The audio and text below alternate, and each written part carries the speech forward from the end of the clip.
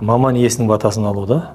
Мысалы бір адам теміршілік жұмыспен айналысады, қолынан өнер тамған, ал енді қол астындағы шәкірттері бар. Сол шәкірттеріне жаңағы қолында бір-екі жыл жұмыс істейді, 3-4 жыл істейді. Күндердің күнде ол қолында істеп жүре бермейді ғой. Өзінің ұстазының батасын алып, ары қарай өзінің еншісін алып, ары қарай кәсібін жалғастырады. Сондықтан ол батасын берген кезде ол ұстазының ризашылығын алу. Бата берсе, ары қарай жұмысы дұрыс болып кетеді. Ал енді батасын бермесе, онда да бір хикмет бар. Ол әлі пісіп жетілмеген. Оған дайын емес. Немесе оның қолынан келмейді, ертең ол іс, ол маман емес. Сол үшін батасын бермеуі мүмкін. Сондықтан да әрбір саланың батасы бар. Негіз мүмкіндік болатын болса, сол нәрсені біз қолға алғанымыз дұрыс болады да, бата алуда.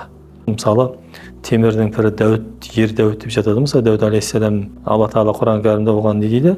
Темірді оған бағындырып бердік дейді. Темірді жаңа айтқандай қолмен кәдімгідей жұмыс жасай беретін болған. Сол сияқты қазақта енді мысалы шопан ата дейді, қойдың пірі деген сияқты, шекшек ата, ешкінің пірі, ойсыл қара түйенің пірі деп. Оның барлығы сол кісілер негізі төрт түліктің бата жаңа айтқан пірлеріне еске алып қатты құрметтеген.